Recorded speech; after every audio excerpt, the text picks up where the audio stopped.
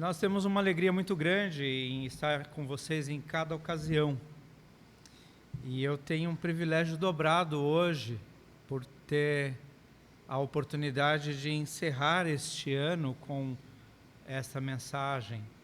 Então fico grato também pelo carinho e pelo encorajamento que vocês sempre me dão na oportunidade que me oferecem para compartilhar com essa igreja a esperança que temos em Jesus.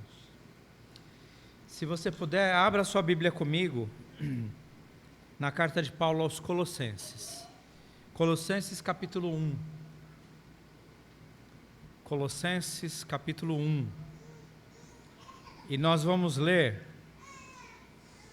os versos de 3 até o 8. Colossenses capítulo 1, de 3 a 8. E depois de lido, você pode manter a sua Bíblia aberta, porque esse é o único texto que nós vamos ler hoje.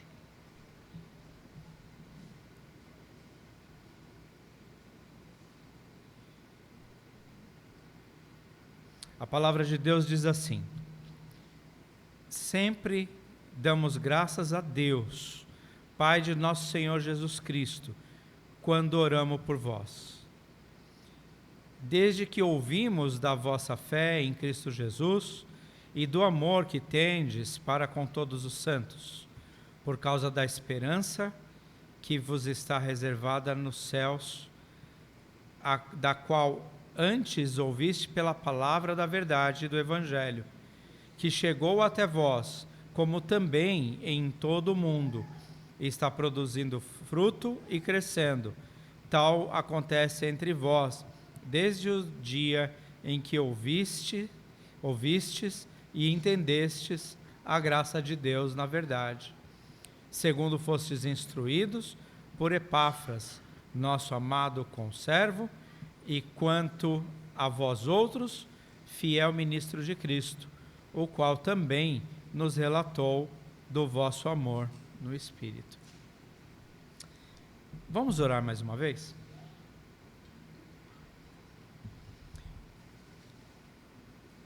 Senhor nosso Deus e Pai Celeste, nós te damos graças por todas as bênçãos que o Senhor tem derramado em nossa vida.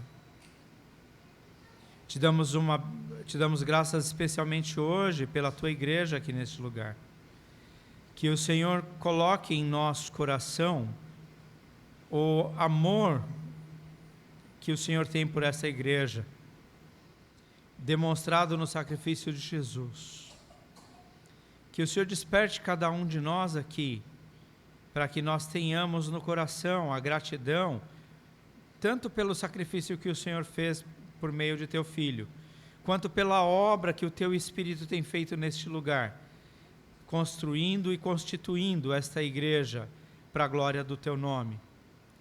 E hoje nós te damos graças, Senhor Deus, pelo ano que termina, olhando adiante de nós pelo tempo que o Senhor nos reserva, na certeza da esperança que temos, da salvação em Cristo Jesus. Te damos graças por todas essas coisas, em nome de Jesus, amém. Eu acho que esse texto, ou pelo menos a parte inicial dele, é bastante citada quando nós visitamos alguma congregação, né? Alguém disse, puxa, nós damos graças a Deus por tudo que temos ouvido a respeito de vocês, né? Aí, quando nós dizemos isso para fora, ou seja, para uma congregação da qual nós não fazemos parte, ela parece se encaixar muito bem. E eu tenho uma impressão de que muitas vezes nós lemos esse texto com esse sentido, com esse espírito, dando graças a Deus pela congregação aquela, pela congregação aquela outra.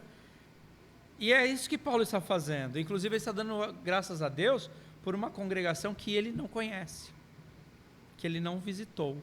Irmãos que, na sua maioria, ele certamente nunca encontrou. Mas eu queria fazer diferente hoje. Eu gostaria que você lesse esse texto comigo de novo. Não com relação a alguma congregação que você visitou e que, enfim, mas com relação à Igreja do Senhor neste lugar. E que nós podemos começar lendo assim: damos graças a Deus, Pai de nosso Senhor Jesus Cristo, quando oramos por vocês, pela vida de cada um de vocês. Nós damos graças a Deus por vocês. Eu também acho que estou certo quando eu digo que todos nós, se não todos, a maioria pelo menos, conhecemos a orientação de Paulo num outro lugar, quando ele diz assim: em tudo dai graças, não é? Em tudo dai graças. E provavelmente a maior dificuldade que nós temos em aplicar essa ordem de Paulo à nossa própria vida é justamente porque é difícil dar graças diante de situações que não nos agradam. É difícil dar graças diante de momentos em que nós nos sentimos entristecidos, frustrados, magoados. Então, dar graças a Deus em tudo está longe de uma atitude hipócrita de agradecer por uma coisa que nós não apreciamos. E agora, remetendo essa mesma verdade para esse texto, às vezes nós deixamos de nos tornar agradecidos diante de Deus por esta igreja, porque nós temos dificuldade de ser gratos, às vezes porque no convívio com as pessoas, nós percebemos que ninguém é perfeito, que o irmão não é perfeito, que a irmã erra. E deixa eu dizer uma coisa para vocês: depois de mais de 35 anos servindo ao Senhor, com a igreja em vários lugares, a coisa que eu posso mais dizer para vocês, dos irmãos com quem eu melhor convivi, é que todos eles eram imperfeitos. Nós tropeçamos nas nossas próprias pernas, nós erramos quando não queremos errar, nós falamos na hora errada, e não quer dizer que nós queremos ofender as outras pessoas. E é muito difícil sentir o coração agradecido quando nós estamos do lado de alguém por quem nós não temos apreço sincero, alguém que faz algo que nós reprovamos, alguém que está longe de um modelo ideal. Mas eu preciso reforçar o que eu disse agora há pouco. Nem os irmãos do passado, que começaram essa igreja lá atrás, e nenhum dos irmãos que vieram ao longo dos anos, se sentando nessas mesmas cadeiras, é óbvio que eu sei que não são as mesmas cadeiras, né? Vocês entenderam. Mas nenhum dos irmãos que se sentaram ou no outro salão, ou aqui neste lugar, ao longo dessas décadas que a igreja vem sendo construída, nunca houve nenhum de nós, nenhum irmão perfeito. E para surpresa de vocês, não haverá. Nenhum de nós vai ser perfeito em momento nenhum. E isso é ao mesmo tempo libertador, porque Deus não nos chamou para sermos perfeitos, não no sentido humano da coisa, Ele nos chama para sermos santos e irrepreensíveis, mas ao mesmo tempo em que Ele nos faz esse chamado, Ele nos dá os meios para que nós sejamos santos e irrepreensíveis diante dEle e para a glória dEle, não nossa, graças a Deus. Mas nós somos chamados, esta manhã especialmente, no último sermão deste ano, para olhar, não precisa olhar para muito longe, não precisa olhar para o início da igreja, não precisa olhar para 10, 15, 20 anos atrás. Queria que você olhasse para os últimos 12 meses. E você olhasse para esses 12 meses comigo, olhando para esse texto. E que você pudesse dizer: eu tenho sempre dado graças a Deus por esta igreja. Esse é o nosso desafio de hoje. Que você possa dar graças a Deus pelos irmãos e irmãs que congregam neste lugar, que têm servido. Veja o texto comigo mais uma vez. Paulo não está sendo hipócrita. Ele, aliás, essa carta é uma carta de correção. O que motiva Paulo a escrever essa carta é a necessidade de corrigir os irmãos em vários erros que eles vêm cometendo. Então não é uma carta para rasgar seda para ninguém. Paulo não está interessado nisso. Mas Paulo começa a sua carta reconhecendo que, apesar da necessidade de corrigir aqueles irmãos em algumas coisas, ele é grato diante de Deus pelo que o Senhor tem feito naquele lugar até aquele momento. Então, nós também temos motivo para dar graças a Deus pela igreja do Senhor aqui neste lugar.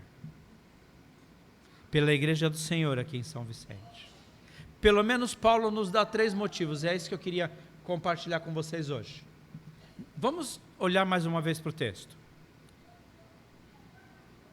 Damos sempre graças a Deus, Pai de nosso Senhor Jesus Cristo, quando oramos por vós. Desde o dia em que ouvimos acerca da vossa fé em Cristo Jesus, do amor que tendes para com todos os santos, e por causa da esperança que está preservada nos céus, da qual antes ouvistes pela palavra da verdade e do Evangelho. A fé, amor e esperança. Vocês já repararam quantas vezes na palavra de Deus esses 3 elementos se conjugam juntos? E Paulo está dando graças a Deus, porque ele tem ouvido a respeito daquela igreja lá em Colossos, que lá havia fé, amor e esperança. Então, o que é isso? O que é fé, amor e esperança? É a vida dos irmãos. Fé aqui não se trata do verbo crer. Não é ter fé no sentido de crer, mas fé no conjunto daquilo que se crê.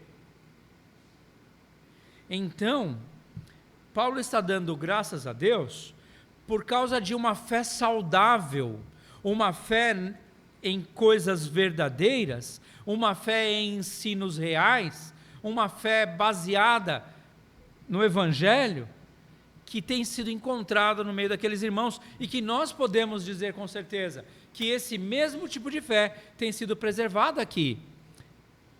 Segundo, ele fala do amor. Ele fala do amor. E longe do sentido romântico da palavra amor, aqui, o amor entre os irmãos é visto de diversas formas. Não é só em momentos de carinho, de abraço, de afago.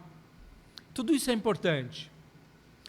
No tempo em que nós desfrutamos da comunhão, no intervalo entre a escola dominical e o culto.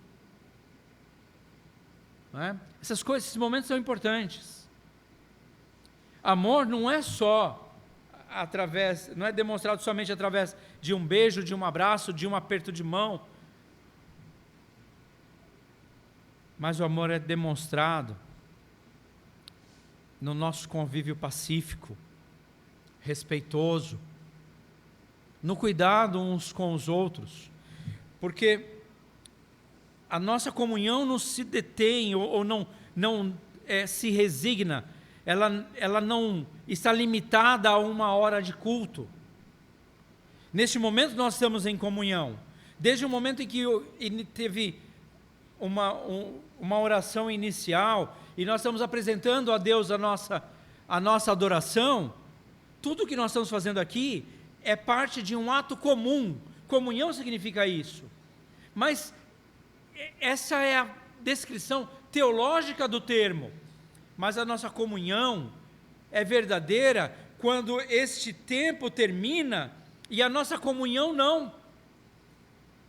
Nossa comunhão não termina quando são feitos os avisos aqui, dados alguns avisos aqui que serão feitos daqui a pouco, e nós voltamos para casa. Nossa comunhão continua na medida em que nós podemos ligar para alguém que está adoentado, para um irmão que não veio hoje, para uma irmã que não tem comparecido ao culto. Nossa comunhão continua na medida em que nós respeitamos uns aos outros, e isso é amor de verdade. Não é um amor fingido que pode se disfarçar ou ser ensaiado. É um amor que precisa ser vivido, porque a vida em Cristo não é vivida no interregno de 1h10, 1h20 de culto. O nosso amor em Cristo é vivido na semana, quando nas nossas orações nós nos lembramos do irmão fulano, da irmã cicrana, daquele irmão que pediu orações por um problema que estava passando, daquele tempo que eu tomo da minha vida para ligar para o irmão ou para a irmã, para saber se ela está melhor de saúde, se aquele problema foi resolvido ou se a pressão foi diminuída. Todas essas coisas demonstram que nós amamos uns aos outros. Todas essas coisas resumem a nossa comunhão em Cristo, o fato de nós sermos num só corpo, igreja e família de Deus. É por isso que Paulo está dando graças a Deus por essa igreja. Eles têm problemas? Opa! E quem não tem? Nós também temos. Mas os nossos problemas são pequenininhos quando nós os enfrentamos unidos em Cristo Jesus. Unidos pelo vínculo do amor e da paz que temos em Cristo Jesus. Então Paulo dá graças a Deus pela fé saudável, fundamentada na palavra de Deus que aqueles irmãos têm. Paulo dá graças a Deus pela vida dos irmãos, que é demonstrada também, não só pela fé, mas pelo amor que eles têm cultivado uns com os outros. E pela esperança. Pela esperança. Uma vida sem esperança, sabe o que é uma vida sem esperança? Desespero. E o resultado do desespero é morte. E nós somos chamados para a vida em Cristo. Então nós precisamos ter esperança. E Paulo dá graças a Deus, porque a vida daqueles irmãos lá em Colossos é uma vida fundamentada na fé, no amor e na esperança, como nós temos feito a cada primeiro dia da semana. Nós celebramos a ceia agora há pouco. E na ceia nós celebramos a morte suficiente e eficaz de Jesus, que é a razão da nossa fé. Mas nós celebramos também a nossa esperança. Porque o apóstolo Paulo disse que todas as vezes que nós anunciamos a morte do Senhor, nós aguardamos que Ele venha. Nós anunciamos também a esperança que temos, a convicção que temos de que Ele voltará para buscar esta igreja. Então nós não somos desesperados. Nós estamos com os pés bem calçados, bem firmados. Nós estamos bem de pé, na certeza de que o nosso Redentor vive, de que o nosso Senhor é real, e de que a vida que nós temos nele é verdadeira. Então, se nós temos motivos para dar graças a Deus por esta igreja neste lugar. Porque nós temos vida em Cristo.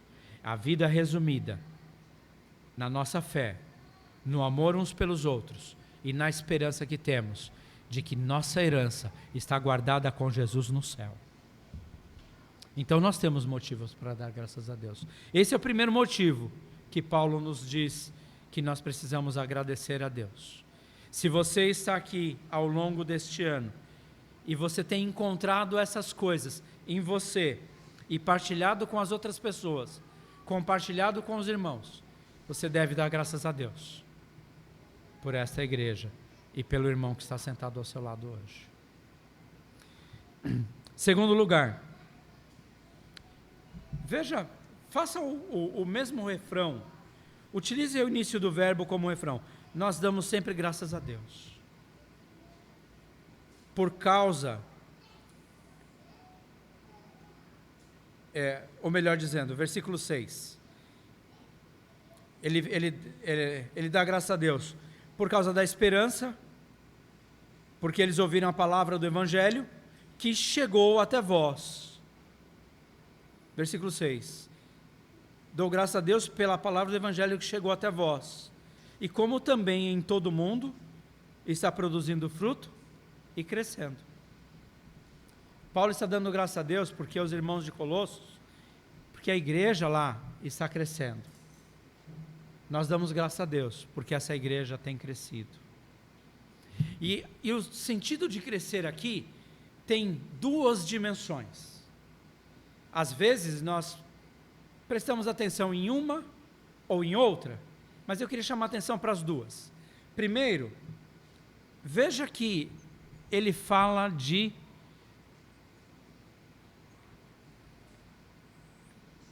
está produzindo fruto e crescendo. Se está produzindo fruto e crescendo, são duas coisas distintas. Vamos falar de crescer, que é mais fácil? A igreja é um corpo, não falamos assim? Que a igreja é o corpo de Cristo? E o que é natural para um corpo? O que é natural para um organismo? Crescer. Não é? Um corpo que não cresce, morre. Então, nós não precisamos ter medo.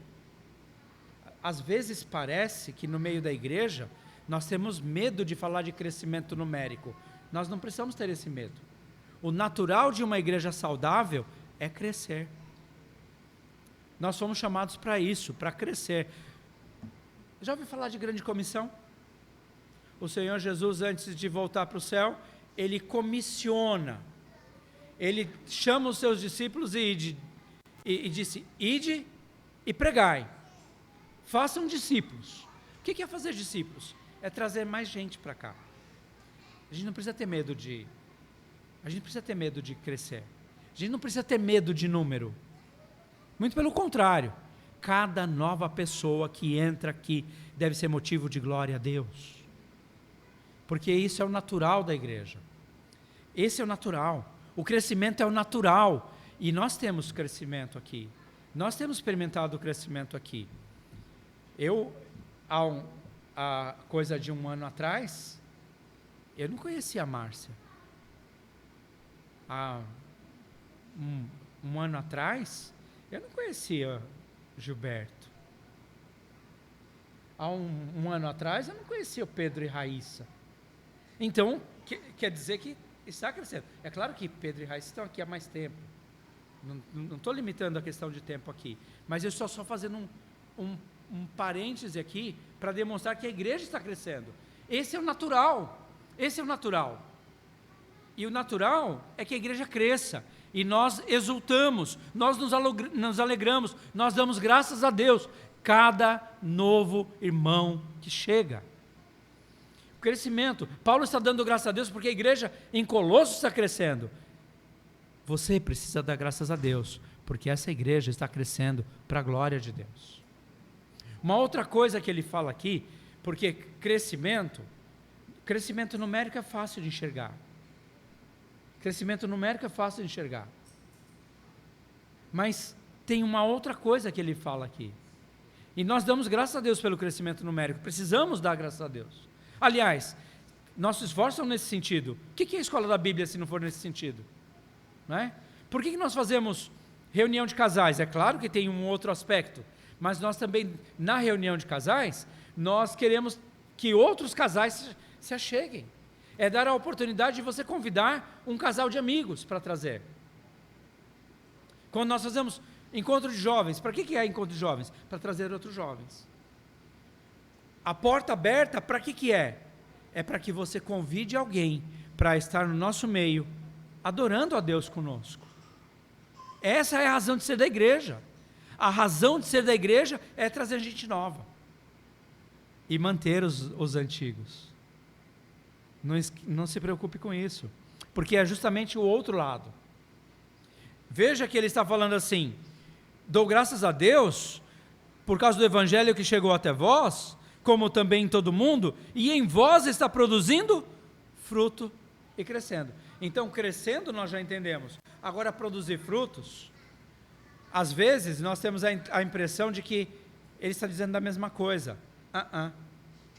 Enquanto crescendo está falando de trazer gente nova, mas produzir fruto está falando de mim, está falando de você, está falando do nosso amadurecimento, está falando do crescimento da nossa fé, está falando do efeito da frutificação do evangelho em mim, em você, na medida em que hoje nós somos diferentes do tempo em que chegamos aqui. O apóstolo Paulo vai dizer isso aos romanos, né?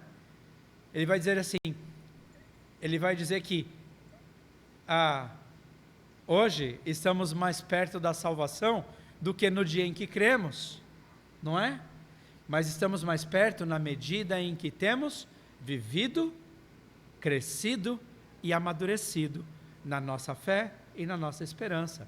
Então, a produção de frutos não está relacionado necessariamente com o evangelismo, com trazer outras pessoas, mas está relacionado com o caráter.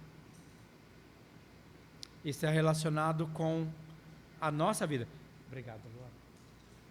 Muito obrigado.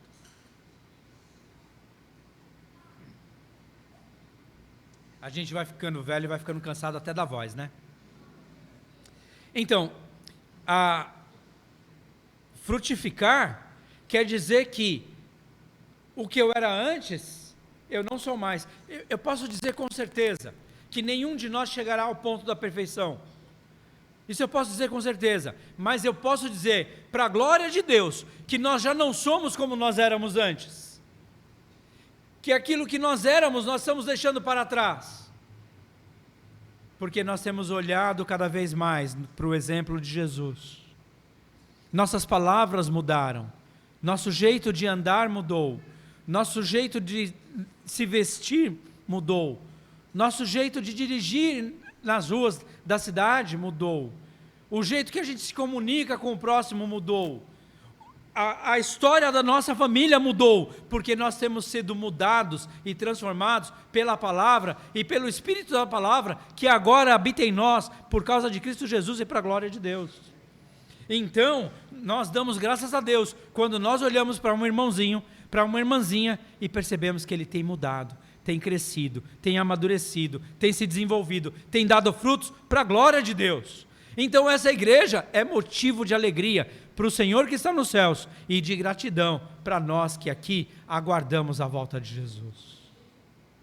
Então sim, nós temos 3 motivos para dar graças a Deus por essa igreja: a vida dos irmãos, o crescimento que nós temos visto e presenciado aqui neste lugar, e em terceiro lugar, observa comigo a continuação desse texto.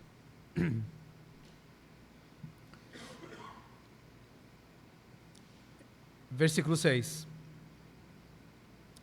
que chegou até vós, como também em todo o mundo, e está produzindo fruto e crescendo. Tal acontece entre vós desde o dia em que ouvistes e entendestes a graça de Deus na verdade, segundo fostes instruídos por Epáfras, nosso amado conservo, e quanto a vós outros, fiel ministro de Cristo. Paulo está dando graças a Deus por Epáfras, porque Epáfras, ele saiu de Colossos e foi até Roma, onde Paulo estava preso, para levar a notícia dos irmãos. E ele leva algumas notícias preocupantes. Ele pede a ajuda da experiência de Paulo com relação aos problemas que eles estão enfrentando. Mas Epáfras também, ele leva notícias boas que fazem que Paulo reconheça que os irmãos são bondosos, gentis, sérios, dedicados e que vivem por Cristo. Então,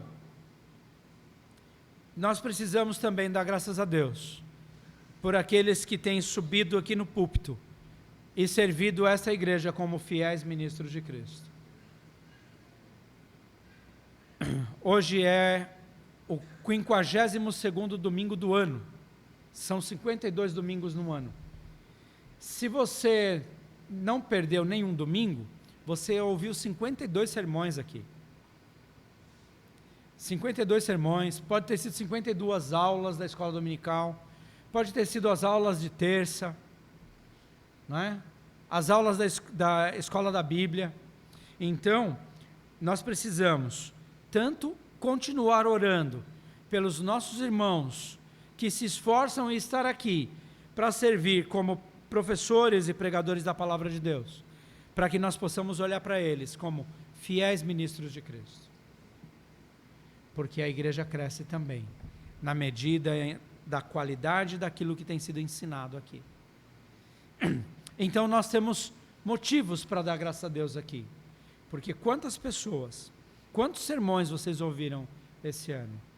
Pode ser que, às vezes, pode ser que alguém tenha subido aqui e tenha trazido uma mensagem que machucou você, que te entristeceu, que deixou você magoado, magoada. Mas, mesmo assim, dê graças a Deus por esta igreja, dê graças a Deus pelos irmãos que têm se esforçado em subir aqui e ensinar a igreja, ao mesmo tempo em que você dá graças a Deus e pede pela vida daquele irmão que tem ensinado, ou até mesmo daquela irmã que tem ensinado durante os encontros femininos, durante a conferência feminina, porque o Senhor tem levantado pessoas aqui para servirem como fiéis ministros de Cristo. E é importante que nós possamos reconhecer isso. Porque quando nós não reconhecemos que a verdade está brotando daqui para aí, nós não estamos culpando o pregador que tem feito, talvez, um desserviço para esta igreja. Nós estamos culpando o Espírito de Deus, que não está tocando em nosso coração. Então nós precisamos continuar orando, para que o Senhor dê maturidade, dê uma fé saudável, dê dedicação, reforce a esperança dos homens que sobem aqui para alimentar a igreja com a palavra, e dar graças a Deus por todos aqueles que têm ensinado a igreja aqui, pelos nossos professores da escola dominical, pelos nossos regentes de cânticos, pelas nossas professoras, pelos nossos irmãos e irmãs que se dedicam em ensinar e, de certa forma, sem ganhar nada,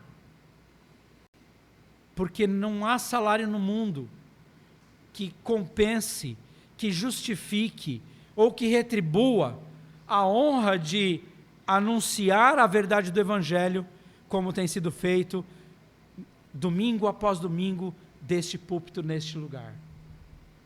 Então Deus é glorificado por isso, quando você agradece a Deus pelo sermão que você tem ouvido. E nós temos motivos para dar graças a Deus pelos irmãos que subiram aqui durante o ano de 2024 para edificar a sua e a minha vida para a glória de Deus. 2024 está terminando, mas eu gostaria de que você pudesse olhar para esses 12 meses que passaram, para essas verdades que eu acabei de dizer aqui, e que você possa olhar com gratidão